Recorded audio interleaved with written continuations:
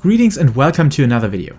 You might have heard it from Mrhappy or Xeno already, but I still want to bring this topic up another time, because I firmly believe Square Enix needs to get as much attention being drawn onto this topic as possible. Yes, we're talking about Criterion Savage Rewards again. While Square did step up their game on that department significantly, they still missed the point, and it's absolutely sad to realize they just barely missed it by small degrees. But of course, let's dive a bit deeper.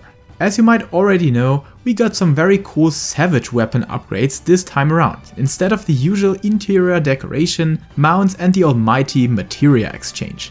But why Savage weapon upgrades? Because technically being an alternate path to augmented credendum weapons received from Tomestones of Comedy.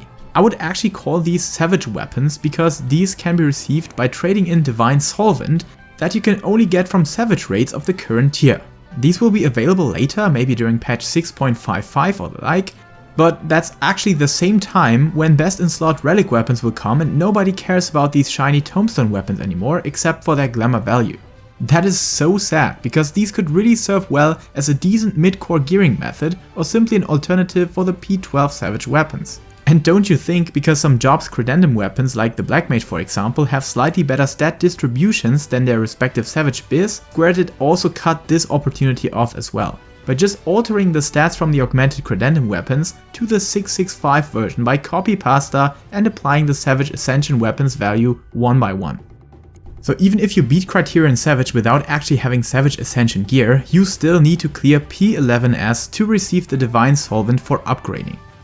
That together with the fact that gear requirements are insanely tight and some people already said you cannot clear without already having your best in slot, this is just simply ridiculous. But like Xeno already said, there are multiple ways to fix it. So let's go through some redeeming ideas to make Criterion an awesome piece of content. I would actually say again, but on the reward department it was always bad. The most simple idea to fix this with the least amount of development effort would be to implement Divine Solvent as 24 Alliance raid coin exchange right now. Of course, this goes out of their freaking carved in stone schedule, but heck, they should definitely start overthinking this strict date and time plan anyways if Dawntrail wants the players to get fully excited again, or maybe even surprised by certain changes and features. I just joked with a friend that we should sneak into SE headquarters and just make this little tweak to the live servers, by adding the Divine Solvent onto our good NPC Nesvas here in Razatan, because that would actually make Criterion Savage rewards 50% better already. The second idea however, and one that I would love to see but is fairly unreasonable to happen, Square should grant augmented credendum gear for each boss you clear, starting with the normal Criterion version already and finishing with the weapon drop or a coffer for a weapon with the Savage version. So they would have to give out already existing gear that's in the game, but with different methods of acquiring them, incentivizing the players to participate in Criterion and its Savage version significantly. This would also solve the big issue that is present for many players according to forums, YouTube comments and many discussions on Twitch, that gearing up Tombstone pieces for multiple jobs is a pain in the ass and takes months to accomplish. And every player with the idea to swap jobs from time to time, which in my opinion is necessary to keep yourself interested in the same old content for a longer period of time, would massively benefit from that. If Square is against this idea simply due to having a reason to keep players subscribed to the game, damn, they absolutely need to overthink their business model, because while Yoshida is preaching those famous words, play other games in the meantime, this and the housing system is actively contradicting this ideology. Last but definitely not least, why the heck don't we get completely new gear sets in Criterion? They don't need to be best in slot or rivaling for that spot, and they don't even need to create whole new armor designs. Just take the same approach you have on dungeon gear with each patch that nobody cares about, except you have ones that actually look good.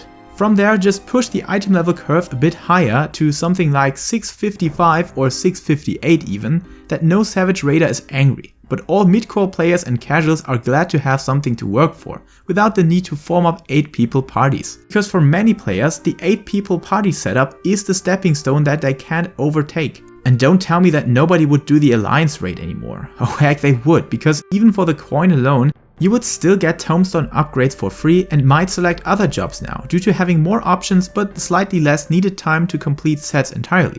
I'm really astonished that nearly all content creators, streamers and basically the whole community come to this conclusion, but nobody at Square Enix HQ has the balls to implement it. Yes, the shiny Tombstone weapons are definitely a step into the right direction, but a step that still follows a path of thin air. So please start creating a solid foundation to put our steps onto, and with insanely small tweaks make the gearing system 10 times more interesting in this game.